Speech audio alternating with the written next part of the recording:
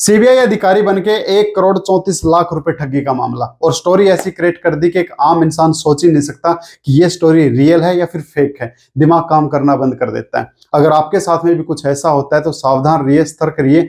ऐसे लोगों को कैसे पहचानना और कैसे उनकी शिकायत करनी है, सारी चीजें बताने वाला हूं। पहले पूरा ये मामला जान लेते हैं। ये जो मामला है ये हरियाणा के हिसार जिले का है। एक डॉक्टर के साथ में वारदात हुई थी। डॉक्टर अपने घर पे सो रहा था, तभी एक अनजान कॉल आई एक महिला की। उसने कहा कि आप अच्छे लगते हो, व्हाट्सएप पे आपके साथ में बात करनी है। जब उसने व्हाट्सएप पे उसके साथ बातचीत करना स्टार्ट किया तो फिर जब वो वीडियो कॉल हुआ तो वो न्यूड वीडियो कॉल हुआ, तकरीबन 5 से 6 मिनट का। और उस न्यूड वीडियो को उस लड़की ने क्या कर लिया, रिकॉर्ड कर लिया। और रिकॉर्ड करने के बाद उस लड़की ने फिर उसको ब्लैकमेल करना स्टार्ट किया कि मैं इस वीडियो को वायरल कर दूंगी, तुमको बदनाम कर दूंगी, बस मेरे को 5,000 रुपए की जरूरत है। अगर 5,000 दे देते तो मैं ऐसा कुछ नहीं करूंगी। डॉक्टर ने सोचा कि 5,000 रुपए का मामला कोई बड़ा मामला नहीं है, 5,000 देके निपटारा इससे करवाता हूँ। डॉक्टर ने 5,000 रुपए दे दिए। 2-3 दिन शांति रही। उसके बाद फिर एक व्हाट्सएप पे मैसेज आया एक पुलिस वाले का। उसने अपना पुलिस की ड्रेस में अपना फोटो वीडियो भेजा, अपने आई कार्ड भी भेजे और बताया कि मैं एक सीबीआई अधिकारी हूँ और आपके खिलाफ एक ऐसा ऐसा मामला है और आपकी एक जो न्यूड वीडियो है वो यूट्यूब पे वायरल हो चुकी है।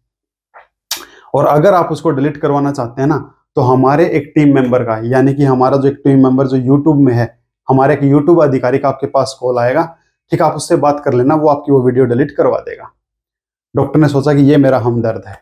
थोड़ी देर बाद एक यूट्यूबर अधिकारी का कॉल आया, बोला कि आपकी एक ऐसी ऐसी वीडियो यूट्यूब पे अपलोड हो चुकी है जो कि न्यूड है किसी लड़के के साथ में, अगर इसको डिलीट करवाना तो हम 3 लाख रुपए लेंगे। डॉक्टर ने अपने पत्नी के खाते से 3 लाख रुपए ट्रांसफर कर दिया। फिर कहा कि ये तो सिर्फ ओनली यूट्यूब से डिलीट हुआ है, अगर आपको सोशल मीडिया से जो अदर प्लेटफॉर्म है, फेसबुक, जो भी चीजें हैं, फेसबुक हो गया, इंस्टाग्राम हो गया, कोई भी अदर प्लेटफॉर्म सोशल मीडिया है, वहां से भी डिलीट करवाना तो तकरीबन 4 लाख रुपए। डॉक्टर ने 4 लाख रुपए भी दे दिया। फिर सीबीआई अधिकारी का कॉल आया, कहा कि ये तो इंडिया से तो डिलीट हो चुका है, लेकिन ये जो यूट्यूब है ना, इसका मेन हेड ऑफिस जो वो अमेरिका में है और वहां पे भी हमारी टीम का एक मेंबर है। अगर आपको इसको बिल्कुल जड़ से खत्म करवाना है तो उन अमेरिका वालों से बात करना पड़ेगा, वरना वो कभी वायरल हो सकती है। तो डॉक्टर ने कहा कि उनसे सेटिंग के लिए फिर $25,000 में बात हुई कि हम परमानेंटली अमेरिका से इसको डिलीट करवा देंगे। तकरीबन 20 लाख रुपया बन जाता है। डॉक्टर ने 20 लाख रुपया भी दे दिया। फिर उसके बाद फिर उस सीबीआई अधिकारी ने कहा कि मेरे बस की बात नहीं रही है, ये जो मामला है ये मेरे उच्च अधिकारी के पास में जा चुका है और उच्च अधिकारी अब इसके ऊपर कार्रवाई करेगा। तो उस उच्च अधिकारी से सेटिंग करने के नाम पे फिर 10 लाख रुपए हड़प लिए। और इतना ही नहीं, जब उन लोगों को लगा कि ये तो एक बहुत बड़ी मुर्गी हमारे हाथ में आ चुकी है, एक ऐसा प्रोपगंडा रच दिया कि एक आम इंसान सोच ही नहीं सकता कि ये चीज भी हो सकती है क्या इस हद तक भी कोई फ्रॉड हो सकता है क्या। उस डॉक्टर के व्हाट्सएप पे एक जलती हुई चिता की एक वीडियो आई और नीचे सुसाइड नोट आया और उस सीबीआई अधिकारी ने बताया कि जिस लड़की के साथ में आपने न्यूड वीडियो कॉल किया था उसने सुसाइड कर लिया है आपका नाम लिख के, और ये उसकी जलती हुई चिता देख लो, वो मर चुकी है और अब आपको गिरफ्तारी से कोई नहीं बचा सकता। और एक बार अगर आपकी गिरफ्तारी होगी तो या तो आपको फांसी मिलेगी या उम्र कैद की सजा से कम सजा आपको नहीं मिलने वाली है। डॉक्टर के हाथ पांव फूल गए कि अब मेरे को कोई बचाने वाला नहीं है। फिर सीबीआई अधिकारी ने फिर एक मैसेज डाला कि उसके प्रिजनों ने, लड़की जो जलती हुई चिता के अंदर जो लड़की थी, उसके घर वालों ने थाने को चारों तरफ से घेर लिया है। 5 घंटे के अंदर गिरफ्तारी की मांग की है डॉक्टर साहब कि ऐसे इंसान को 5 घंटे में गिरफ्तार करके हमारे सामने लाया जाए। अब मैं कुछ नहीं कर सकता, मेरे बस की बात नहीं रही। डॉक्टर के तो हाथ पांव ही फूल गए। जब जलती हुई चिता की वीडियो आई और नीचे सुसाइड नोट आया तो कौन इंसान ऐसा है जो उस पर यकीन नहीं करेगा कि भाई सच में वारदात हो चुकी है और अब मेरे को कोई नहीं बचा सकता। फिर सीबीआई अधिकारी ने, जो सीबीआई अधिकारी बन के जो उससे बात कर रहा था, फिर हमदर्द बना, कहा कि मैं मजिस्ट्रेट के साथ सेटिंग कर दूंगा। इस मामले को सिर्फ अब मजिस्ट्रेट ही दबा सकता है और किसी के बस की बात नहीं है, पर मजिस्ट्रेट इस काम के लिए 1 करोड़ रुपया लेगा। डॉक्टर ने 1 करोड़ रुपया भी दे दिया। और उसके बाद जब उसको पता चला, डॉक्टर को एहसास हुआ कि कहीं ना कहीं ये जो चीजें गलत हो रही है, तो जब उसने इसका खुलासा किया, 1930 पे कॉल किया, तो उन्होंने बताया कि आपके साथ टोटली फ्रॉड हो चुका है। तो एक फ्रॉड का ऐसा एक घिनौना स्टोरी घड़ना एक आम इंसान सोच भी नहीं सकता कि क्या रियल और क्या फेक है। और मैंने काफी सारी वीडियो में आपको एक चीज बताई है कि अगर आपके साथ आपके पास में कोई भी अनजान कॉल आता है, कोई वीडियो कॉल आता है, तो उसको मत एक्सेप्ट करो। एक सेकंड में लोग आपकी न्यूड वीडियो बना लेंगे, या आप न्यूड नहीं हो पर सामने वाला न्यूड हो जाएगा, इतना ही काफी है। और वो लड़की होगी और मुकदमे फंसाएगी फंसाएगी।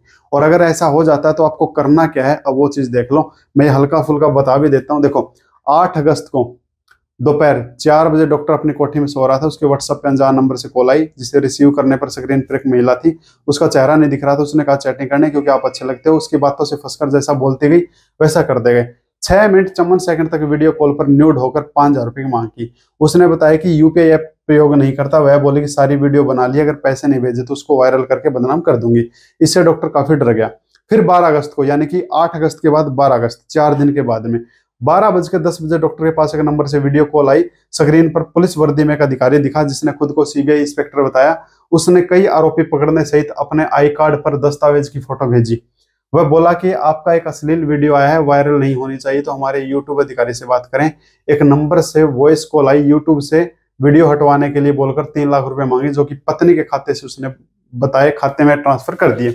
फिर बताया कि यह तो एक साइट से डिलीट हुई है, बाकी सोशल मीडिया अकाउंट से हटवाने के लिए तकरीबन 3,98,98 की 2 पेमेंट करवाई उससे, 3 लाख की और एक 3,98,00,000 की 2 पेमेंट करवाई उससे। और फिर बताया कि इसको स्थायी समाधान के लिए, जड़ से खत्म करने के लिए अमेरिका के स्टाम्प खरीद कर लगवानी होगी। $25,000 फीस मांगी थी, यानी कि तकरीबन 20 लाख रुपए के तकरीबन उसने ट्रांसफर कर दिए। फीस कम पड़ने की बोलकर 21 लाख रुपए और हड़प लिए। भाई स्टाम्प की फीस कम है, फिर 21 लाख और हड़प लिए। 19 अगस्त को कॉल करके फर्जी इंस्पेक्टर ने कहा कि अब मामले की जांच उच्च अधिकारी करेंगे। एक अधिकारी के नाम से कॉल आई और केस रफा दफा करने के नाम पे 10 लाख की मांग की। जब कॉल नहीं उठाई तो मैसेज भेजने लगे, लिखा कि राशि नहीं देने पर टीम को घर भेज के 24 घंटे में अरेस्ट करवा दूंगा। 3,50,000 देकर कहा कि मामला खत्म कर देंगे। 21 अगस्त की रात 10 बजे कॉल करके पुनः धमकाया। 10 लाख रुपए फिर उन्हें दिए। 23 अगस्त को अधिकारी व स्टॉक के खर्चे के नाम पे 15 लाख की डिमांड की। ये राशि भी उन्हें भेजी थी। पूरी तरह टूटकर जमा पूंजी लुटवाता रहा। कुछ समझ नहीं आया कि क्या करूं, बदनामी के वजह से बोला नहीं पाया। 27 अगस्त को वीडियो कॉल करके पुलिस अधिकारी ने कहा कि वह लड़की मर गई है, तुम फांसी से नहीं बच सकते, आजीवन कारावास होगा। जलती चिता की फोटो भेजी तो होश उड़ गए। बताया सुसाइड नोट में नाम लिखा हुआ है। लोगों ने थाने को घेरा हुआ है। 5 घंटे में अरेस्ट की मांग की है। परिजनों को 30 लाख रुपए देने होंगे। यह राशि भी उनको देनी पड़ी। उन्होंने डॉक्टर का पुराना नंबर बंद करवा दिया। और 29 अगस्त को कॉल आई, कहा कि परिजन मान गए, लेकिन मजिस्ट्रेट को 1 करोड़ देने होंगे। कुछ राशि देने पर डराते रहे और मजिस्ट्रेट नहीं मान रहे तो सब कुछ गंवाकर परिचित को बताया। तब वो बोला कि फ्रॉड हुआ है, ऐसे साइबर फ्रॉड की घटनाएं। ठीक है, तो अब इसका मैं आपको ये सोल्यूशन बताता हूँ कि अगर इफ एनी केस किसी के साथ में ये चीज हो जाती है, इसका बचाव क्या होता है और कैसे हम इस चीज से बच सकते हैं। देखिए, अगर आपके पास में भी कोई अनजान नंबर से कॉल आती है या फिर कोई व्हाट्सएप मैसेज आता है तो आप उसको ब्लॉक कर दीजिए। कोई अनजान लिंक आता है आप उसको ब्लॉक कर दीजिए। एक आम इंसान यही सोचता है क्या पता किसको मेरे से कोई काम पड़ गया होगा। किसी को कोई आपसे काम नहीं पड़ा है, सिर्फ आपका बैंक अकाउंट खाली करने के लिए काम पड़ा है। ये बात मन में सोच के चलो, हाथ पे लिख लो।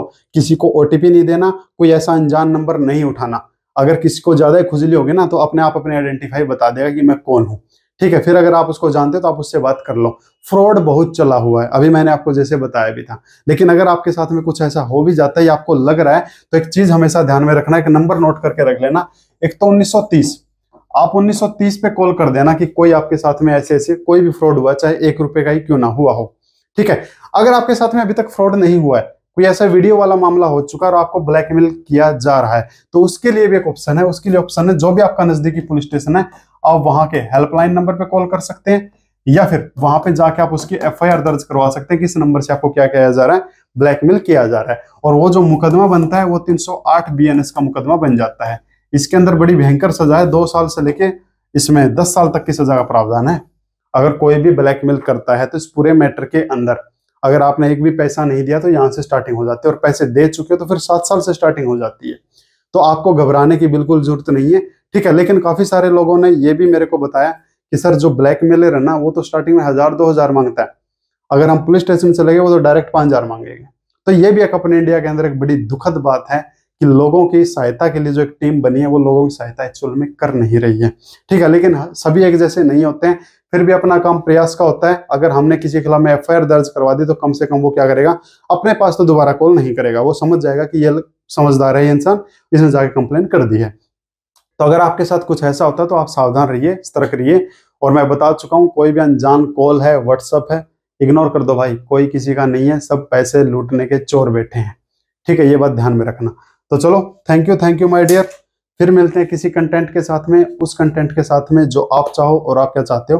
कमेंट बॉक्स खुला है। Thank you ji.